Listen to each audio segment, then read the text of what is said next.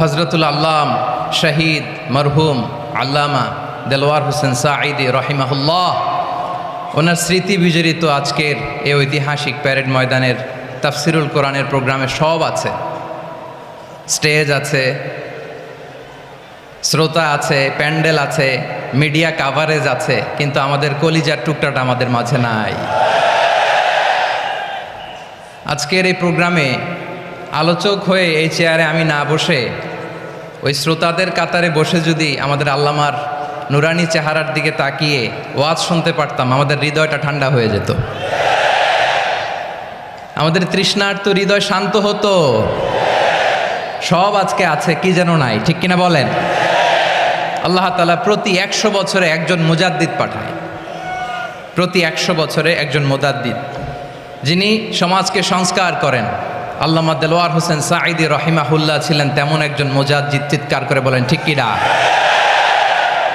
উনি শিরক বিদআতের আস্তানাকে তছনছ করে দিয়েছেন, তাওহীদের বাণীকে সমুন্নত করেছেন, গণমানুষের কাছে তাফসিরুল কোরআনকে জনপ্রিয় করেছেন।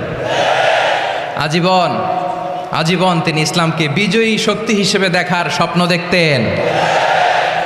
এত প্রাঞ্জল ভাষা, এত চমৎকার আধুনিক প্রেজেন্টেশন, গণমানুষের কাছে কোরআনের তাফসিরকে এভাবে জনপ্রিয় করে তোলার মতো ব্যক্তিত্ব আল্লামা সাঈদী ছাড়া দ্বিতীয় কেউ এই বাংলার ভূখণ্ডে নাই। এই যে তাফসিরুল কোরআন, এই যে টার্মিনোলজি, এই টার্মটাই উনি আসলে জনপ্রিয় করেছেন। আমরা আগে জানতাম না যে এভাবে তাফসির করা যায়, এভাবে scientific indications of the Holi কোরআনকে মানুষের কাছে পেশ করা যায়, এভাবে এত জীবন ঘনিষ্ঠ করে, এত ইন্টারেক্টিভ করে কোরআনের কথাগুলো মানুষের কাছে উপস্থাপন করা যায়। উনি অন্যায়ের বিরুদ্ধে সবসময় সোচ্চার ছিলেন, প্রতিবাদী কণ্ঠস্বর ছিলেন। ওনার আলোচনা শুনলে দেহের রক্ত টকবক করে ফুটতে থাকতো। আল্লাহু আকবার, আল্লাহু আকবার, আল্লাহু আকবার।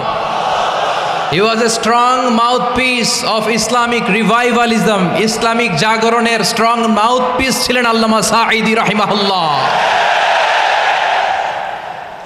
অনেক দোয়া পেয়েছেন, আমরা পড়েছি, এমন জীবন তুমি করিবে গঠন, মরণে হাসিবে তুমি, কাঁদিবে ভুবন। গোটা বিশ্বকে তিনি কাঁদিয়েছেন। আল্লামা যখন ইন্তেকাল করলেন, আমি তখন মালয়েশিয়া থেকে যুক্তরাষ্ট্রে একটা কনফারেন্সে যোগ দিতে যাচ্ছি, কাতার এয়ারলাইন্সে। মালয়েশিয়া থেকে দোহাতে নামলাম। দোহায় যখন আমার ট্রানজিট, তখন শুনতে পেলাম যে আল্লামা বিদায় নিয়েছেন। সোশ্যাল মিডিয়ায় শুনে বিশ্বাস করতে পারলাম না। মুহূর্তের মধ্যেই মাসুদ সাঈদী ভাইকে মেসেজ করলাম, উনি কোনো উত্তর দিতে পারলেন না। মাসুদ ভাইয়ের সাথে যখন কোলাকুলি করি, আমাদের শামীম ভাইয়ের সাথে যখন কোলাকুলি করি, মনে হচ্ছে আল্লামা সাঈদীর ঘ্রাণ পাই। শরীরটা লিটারালি কাঁপছিল, নিজেকে মানাতে পারছিলাম না, বিশ্বাস করতে পারছিলাম যে আসলে আল্লামা বিদায় নিয়েছেন। ইন দ্য মিন টাইম আমার সেকেন্ড ফ্লাইট দোহা টু নিউ ইয়র্ক, 12 ঘন্টার ফ্লাইটে উঠলাম।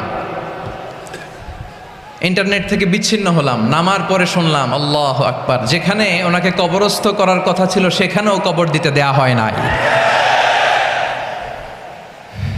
ছবিগুলো দেখতে লাগলাম, হাসিমাখা মুখ, হাসিমাখা নিথর দেহটা, মরণে হাসিবে তুমি কাঁদিবে ভুবন। From east to west, from north to south, the entire globe, গোটা বিশ্ব ওনার জন্য কেঁদেছে, গোটা বিশ্ব কেঁদেছে। কাবার গিলাফ ধরে ধরে মানুষ চিৎকার করেছে। এর চেয়ে শ্রেষ্ঠ মৃত্যুকার হতে পারে? আমাদের আল্লামার আর কি পাওয়ার ছিল বলেন? আর কি পাওয়ার ছিল? কুল্লু নাফসিন যায়িকাতুল মাউত, যারাই দুনিয়াতে আসবে তারা ইন্তেকাল করবে, এটা আমরা মেনে নেই, এটা আমরা জানি। কিন্তু অবাক করা বিষয় হচ্ছে আমরা আজও জানি না আমাদের আল্লামার মৃত্যু কি স্বাভাবিক হয়েছে নাকি এটা পরিকল্পিত মেডিকেল কিলিং ছিল। এটা যে পরিকল্পিত মেডিকেল কিলিং ছিল এটা ধারণা করার পেছনে অনেক কারণ আছে। তিনি আধিপত্যবাদের বিরুদ্ধে সোচ্চার ছিলেন, ফ্যাসিবাদের বিরুদ্ধে সোচ্চার ছিলেন, রাজনৈতিক প্রতিহিংসার শিকার ছিলেন। এজন্য এটা মেডিকেল কিলিং হতে পারে এ ধারণা আমরা করতেই পারি। আওয়াজ করে বলেন ঠিক কিনা? যেই সময়টা আমরা কাটাচ্ছি এত সুন্দর সময় বাংলাদেশ আর পাবে না। আমাদের জন্মের পর থেকে এরকম চমৎকার সময় আমরা পাই নাই, এটাই আসল সময়। আমরা ইন্টারিম গভর্নমেন্টের কাছে দাবি জানাই, উচ্চতর তদন্ত কমিটি করে এটা কি হত্যাকাণ্ড ছিল নাকি স্বাভাবিক মৃত্যু ছিল, এই রিপোর্ট গণমানুষের কাছে প্রচার করে জানাতে হবে। এই দাবির সাথে কি সবাই আপনারা একমত? কারা কারা একমত হাত তুলে দেখান।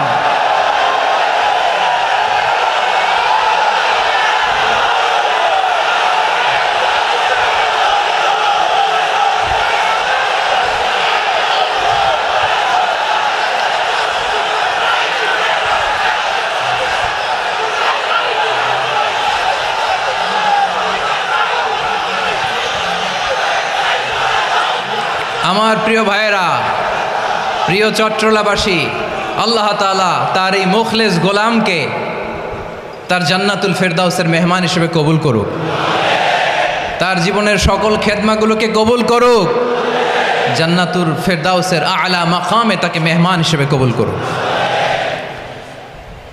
আল্লামা শহীদ দেলোয়ার হোসেন সাঈদী রাহিমাহুল্লাহ, উনি ছাড়াও এই ঐতিহাসিক ময়দানে কথা বলেছেন আল্লামা লুৎফুর রহমান রাহিমাহুল্লাহ, চলে গিয়েছেন আমাদেরকে ছেড়ে। তিনি বলতেন ইনশাল্লাহ মিজান আবার আসবে। হুজুর আমি তো আসলাম, আপনি তো আমাদেরকে ছেড়ে চলে গেলেন। আল্লাহু আকবার, আল্লাহু আকবার, আল্লাহু আকবার। গলায় কোনো সুর ছিল না, সুর দিয়ে কথা বলতেন না, কিন্তু এত চমৎকার শব্দের বুনন, এত চমৎকার প্রেজেন্টেশন, এত চমৎকারভাবে ঐতিহাসিক বর্ণনাগুলো তিনি উপস্থাপন করতেন। মন্ত্রমুগ্ধ হয়ে আমরা আল্লামা লুৎফুর রহমানের কথা শুনেছি। আমরা হযরতুল আল্লামা লুৎফুর রহমান রাহিমাহুল্লাহর জন্য এই বিশাল ময়দান থেকে দোয়া করছি, আল্লাহ তাআলা তুমি তোমার এই খাদেমকে জান্নাতের মেহমান হিসেবে কবুল করে নাও। আরও অনেক আল্লামারা এখানে কথা বলেছেন, বিশেষ করে বাইতুল শরফের মরহুম পীর সাহেব হুজুর থেকে শুরু করে আরও যারা যারা তারকাতুল্য ওলামায়ে কেরাম এই চট্টগ্রামের ময়দানে কথা বলেছেন, আলো ছড়িয়েছেন। আমরা এই লক্ষ লক্ষ তাওহীদি জনতাকে নিয়ে তাদের জন্য দোয়া করছি, আল্লাহ তাআলা ওনাদের জীবনের সকল ভুল ত্রুটি ক্ষমা করে দিয়ে তাদেরকে জান্নাতুল ফেরদাউসের মেহমান বানিয়ে নিক। আমরা এই ঐতিহাসিক প্যারেড ময়দানের প্রোগ্রাম থেকে স্মরণ করতে চাই 24-এর ছাত্র নাগরিক অভ্যুত্থানে আমার যে সমস্ত ছাত্র নাগরিক ভাইয়েরা দেহের তাজা রক্ত বিলি দিয়ে নতুন বাংলাদেশ আমাদেরকে উপহার দিয়েছে। বিশেষ করে আপনাদের এই চট্টগ্রামের শহীদ ফয়সাল, শহীদ ওয়াসিম সহ সকল শহীদকে আল্লাহ তাআলা কবুল করুক। আমরা সবাই পড়ি আমিন। প্রিয় ভাইয়েরা, আমি নগণ্য একজন কোরআনের ছাত্র, এত বিশাল মঞ্চে এত বড় প্ল্যাটফর্মে কথা বলা আমার জন্য সাজে না। তারপরও আমাদের মুরব্বীরা আমাদের ডানে বায়ে বসে আছেন, ওনাদের আদেশক্রমে, ওনাদের অনুমতিক্রমে কিছু কথা আজকের এই ঐতিহাসিক প্রোগ্রামে আপনাদের সামনে উপস্থাপন করার চেষ্টা করব। ওমা তৌফিক ইল্লা বিল্লাহ। প্রিয় ভাইয়েরা, 5 দিন ব্যাপী এই তাফসিরুল কোরআনের প্রোগ্রামে অনেক ওলামা হযরত কথা বলেছেন। যারা কোরআন সুন্নাহ থেকে আমাদেরকে কোরআনের কথাগুলো শোনালেন, আমরা যেন সেগুলো আমল করতে পারি, আল্লাহ আমাদেরকে তৌফিক দান করুক। শুরুতে আমাদের নিয়তটাকে খালেস করে নেওয়া দরকার। এই যে গ্যাদারিং, এই যে হিউজ শোডাউন, এগুলো যদি আমাদের নিজেদেরকে পরিবর্তন না করে তাহলে এতে কোনো লাভ নাই। জোরে বলেন ঠিক কিনা? এই প্রোগ্রাম যদি আমাদের জীবনকে পরিবর্তন করে, আমাদের চিন্তার